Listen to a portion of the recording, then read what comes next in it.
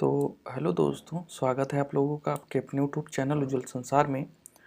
दोस्तों, आज के इस वीडियो में हम लोग इंट्रोडक्शन टू फॉरेस्ट्री का 10वां लेक्चर कवर करने वाले हैं और इस लेक्चर में हम लोग एग्रो फॉरेस्ट्री के बारे में जानेंगे। ठीक है, एग्रो फॉरेस्ट्री क्या होता है, ठीक है, किस प्रकार से फॉरेस्ट्री के साथ हम लोग एग्रीकल्चर करते हैं, इसके कौन कौन से मेथड्स हैं और इनके कौन कौन से तरीके हैं, या एग्रो फॉरेस्ट्री का क्लासिफिकेशन किस किस प्रकार से हो सकता है। ये सारी चीज़ें हम आज के इस वीडियो में जानने वाले हैं। तो चलिए बिना किसी देरी के आज का वीडियो शुरू करते हैं। तो सबसे पहले आपका है एग्रो फॉरेस्ट्री। एग्रो फॉरेस्ट्री जो वर्ड है वह लैटिन वर्ड है, ठीक है, जिसका अर्थ होता है agro. Agro mean soil and forestry मतलब होता है ट्री। मतलब बोले तो एग्रो फॉरेस्ट्री का मतलब होता है एग्रोनॉमी प्लस फॉरेस्ट्री। मतलब जंगल के साथ कृषि का उत्पादन ही कहलाता है, क्या एग्रो फॉरेस्ट्री कहलाता है, यानी वानिकी के साथ कृषि कार्य करना ही एग्रो फॉरेस्ट्री कहलाता है। सबसे simple definition, agro forestry is this sustainable land management system which is increasable the use of land combines the production of fruits, forest, plants and animals। यानी हम क्या करते हैं, फसल भी उगाते हैं, मछली पालन भी करते हैं, मुर्गी पालन भी करते हैं, बकरी पालन भी करते हैं, ठीक है, और हॉर्टिकल्चरल क्रॉप को भी ग्रो करते हैं। मतलब इन सब के साथ फॉरेस्ट को भी लगाते हैं। उसे हम लोग क्या बोलते हैं, एक होता है मल्टी स्टोरेज फार्मिंग। आप लोग अगर एग्रोनॉमी पढ़ रहे होंगे तो एग्रोनॉमी में ये टर्म है, ठीक है। तो एग्रोनॉमी में क्या होता है, बड़े बड़े जब पौधे हो जाते हैं, छोटे छोटे होते हैं, दोनों को एक साथ लगाते हैं। उसके बाद क्या करते हैं कि जब पौधा अभी तो बड़ा नहीं है, क्योंकि पौधे को बड़े होने में और उसके क्राउन को फैलने में समय लगेगा, तो जब तक वो फैल रहा होता तब तक एग्रोनॉमी वाले जो क्रॉप है उनको कल्टीवेट किया जाता है। तो ये चीज़ है, मतलब जो भी agronomy, horticulture, animal husbandry, fisheries और ये जितने भी सेक्टर हैं, इनके साथ फॉरेस्ट्री के साथ इनको भी उन्हीं के साथ चलाना ही क्या कहलाता है, एग्रो फॉरेस्ट्री कहलाता है। अब इसका मतलब मेन काम क्या है, तो डाइवर्सिफाइड इनकम। मतलब मान लीजिए कि अगर हम केवल मान लीजिए कि हम जंगल लगा दिए या हम फॉरेस्ट क्रॉप को ही ग्रो कर रहे हैं, तो क्या होगा कि फॉरेस्ट वाली जो फसल है वो इतनी जल्दी तो तैयार नहीं होगी। अरे 10 साल, 20 साल, 50 साल भी लग जाता है। उसके लिए क्या उतने टाइम के लिए क्या करेंगे भाई, हम एक बार लगा दिए, उसके बाद जाके घर में हड्डी तोड़ेंगे। उसके लिए हम लोग क्या करते हैं कि अपना जो मेरा जो इनकम है, मेरा जो घर खर्चा है वो चलता रहे, उसके लिए हम लोग क्या करते हैं, एक फॉरेस्ट्री के साथ एक मतलब एग्रीकल्चर भी करते हैं, मतलब एग्रोनॉमी या फिर और जो मेथड्स हैं उनको लगाते हैं। कैसे लगाते हैं आगे जानते हैं। अस्थायी उपज भी प्राप्त हो जाता है, मतलब उपज का एक संसाधन बना रहता है, सहायक राशि में काम आता है, आपदा के टाइम पे काम आता है। इतनी चीज़ें क्लियर है। अच्छा, अब है importance of agro forestry. Agro forestry के कौन कौन से इम्पॉर्टेंस हैं, तो भाई फॉरेस्ट के जो इम्पोर्टेंस है वही एग्रो फॉरेस्ट्री के भी इम्पोर्टेंस है। फॉरेस्ट का इम्पोर्टेंस हम लोग बताए थे, FOREST, याद आ रहा है कुछ, हाँ वही इम्पोर्टेंस। तो है इन्वायरमेंट बेनिफिट्स। इन्वायरमेंट बेनिफिट्स बोले तो क्या कि जो है कि मतलब CO2 और O2 और फोटोसिंथेसिस, फूड प्रोवाइड करना वगैरह वगैरह। सॉइल फर्टिलिटी को भी इन्हांस करता है। उसके बाद है इकोनॉमिकल इम्प्रूवमेंट भी करता है, और उसके बाद फिर क्या है, सोशल लाभ भी प्राप्त होता है। तो ये सारी चीज़ें होती हैं। अब क्या है कि कृषि वानिकी अपनाने में समस्या, कौन कौन सी समस्या आती है अगर हम लोग एग्रो फॉरेस्ट्री को अपनाते हैं या यूज में लाते हैं, तो कौन कौन सी समस्याओं का हमें सामना करना पड़ता है। तो पहला है प्रतिस्पर्धा, जिसे हम बोलते हैं कंपटीशन, ठीक है। सनलाइट, ह्यूमिडिटी, न्यूट्रिएंट और स्पेस, इसे थोड़ा सा समझाते हैं। मान लीजिए आपका एक ये ट्री हो गया। 3D मॉडल तो भाई नहीं बन सकता, लेकिन जितना है उतने में ही आप लोगों को समझाने का भर प्रयास करते हैं। अब आप लोग ना समझें तो भाई साहब उसमें आप लोगों की समस्या है। और ये मान लीजिए अपना क्या हो गया, फॉरेस्ट क्रॉप हो गया। मान लीजिए ये ऐसे ऐसे बहुत सारे फॉरेस्ट लगे होंगे। अब इसी में मान लीजिए हम लोग क्या किए हैं सॉरी, राइस का कल्टीवेशन कर दिए। तो यहाँ पे राइस का हमारा फसल है, इसका थोड़ा सा कलर चेंज कर देते हैं ताकि समय निकाल के पढ़िए, आराम से एंजॉय करते हुए, बोरियत मत महसूस करिए। यहाँ पे अपना क्या है, फॉरेस्ट क्रॉप के साथ साथ हम लोग क्या कर लिए हैं, दोस्तों ये आप लोगों के लिए एक पेन टैब लेना है जल्दी ही, ताकि उससे लिखने में काफ़ी आसानी होगी, क्योंकि माउस से थोड़ा सा लिखने में समस्याएं ज़्यादा आ जाती हैं, देखिए काम ही नहीं करता कभी कभी। तो ये मान लीजिए कि अपना ये फॉरेस्ट हो गया, और इसी के साथ हम लोग क्या किए हैं, अपना राइस का भी कल्टीवेशन कर लिए हैं। तो अपना राइस है, अब यहाँ पे बोल रहा है कि कंपटीशन सनलाइट, पहले सनलाइट का कंपटीशन समझते हैं। अब भाई फोटोसिंथेसिस इसको भी करना है, इसको भी करना है, क्योंकि फूड ये भी फॉर्मेशन करेगा, जिंदा रहने के लिए फूड इसे भी चाहिए।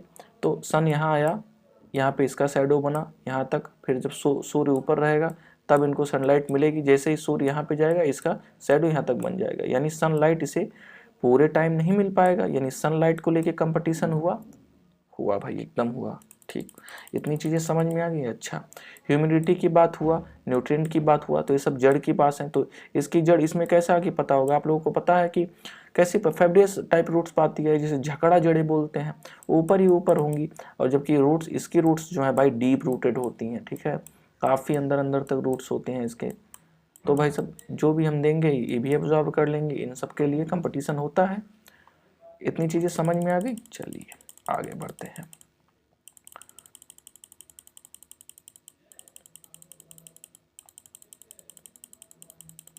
अब है क्या है, एलिलोपैथी प्रभाव। एलिलोपैथी प्रभाव बोला जाए, एलिलोपैथी आपको हम लोग एग्रोनॉमी में बताए थे, जब फंडामेंटल्स ऑफ एग्रोनॉमी पढ़ा रहे थे उस टाइम पे एलिलोपैथी बताए थे। मतलब किसी एक पौधे द्वारा छोड़ा गया वह टॉक्सिक केमिकल जो किसी दूसरे पौधों के ऊपर बैड इम्पैक्ट डालता हो, उसे ही हम लोग एलिलोपैथिक बोलते हैं। और यह एलिलोपैथिक कहाँ से प्रोड्यूस होता है, रूट्स के द्वारा प्रोड्यूस किया जाता है। अब जानते हैं इसके बारे में। मतलब मान लीजिए कि अपना, मान लीजिए ये एक बड़ा सा ट्री हो गया, थोड़ा सा इसको समझाना है, क्योंकि ये पूछता है कि क्योंकि लोग क्यों नहीं, अगर भाई इतना ही अच्छा एग्रो फॉरेस्ट्री है तो लोग क्यों नहीं अपनाते हैं, इसके पीछे का मेन कारण क्या है, कुछ तो कारण होगा ना कि लोग एग्रो फॉरेस्ट्री नहीं अपनाते हैं। तो मान लीजिए कि अपना ये हो गया, फॉरेस्ट हो गया।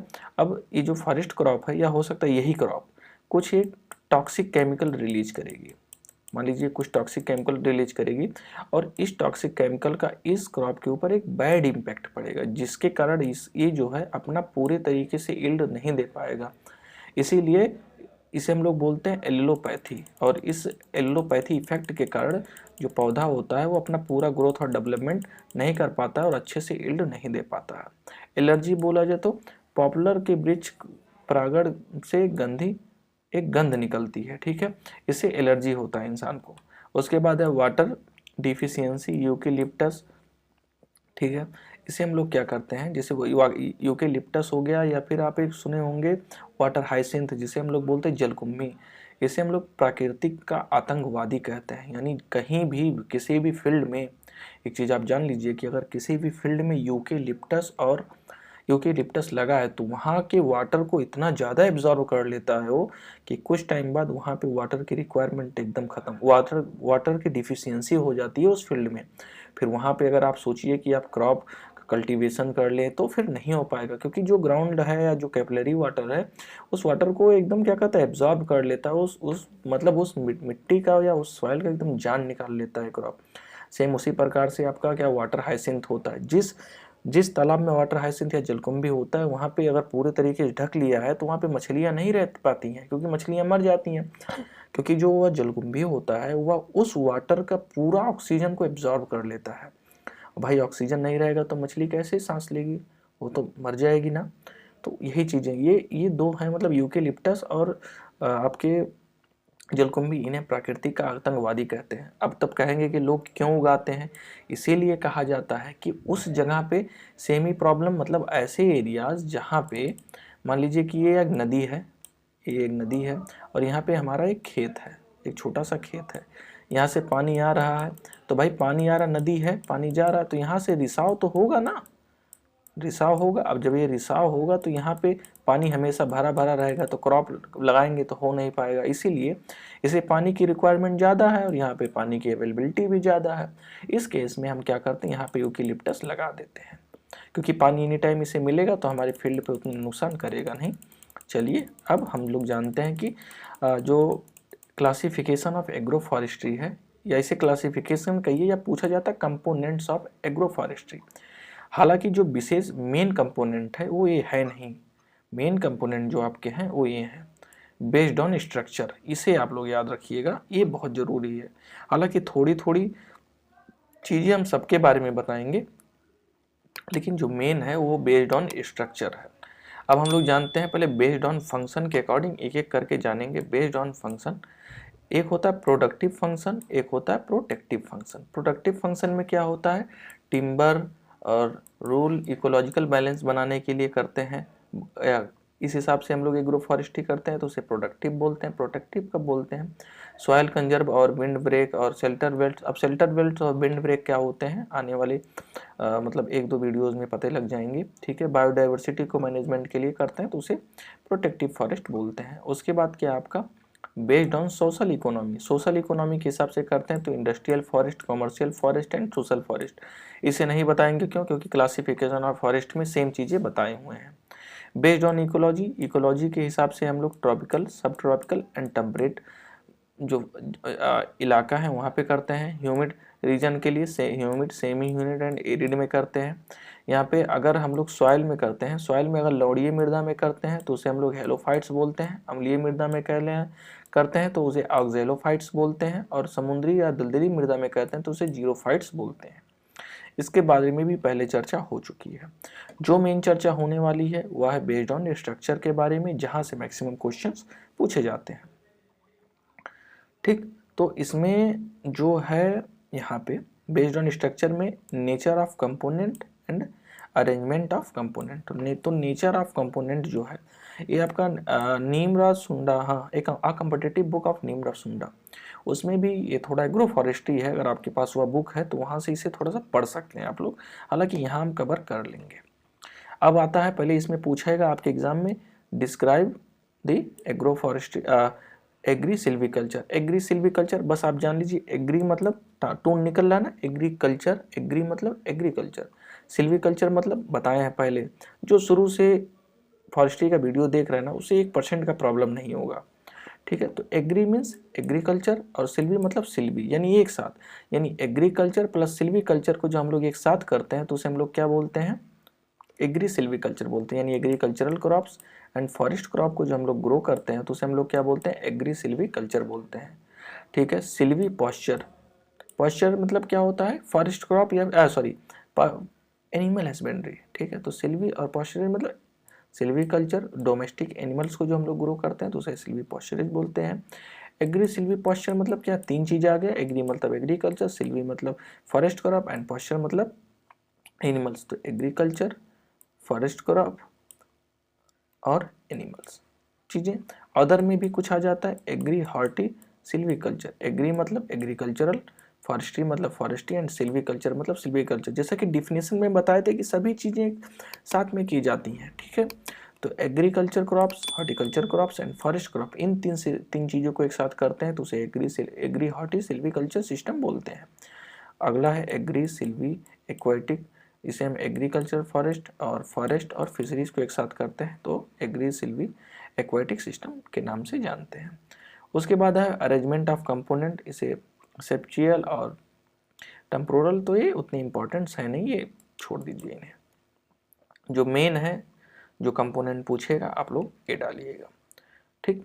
तो उम्मीद करते हैं ये वीडियो आप लोगों को समझ में आया होगा। वीडियो में कहीं थोड़ी सी भी प्रॉब्लम है तो आप लोग कमेंट करके पूछ सकते हैं। मिलते हैं अपने नेक्स्ट वीडियो में, तब तक के लिए जय हिंद, वंदे मातरम।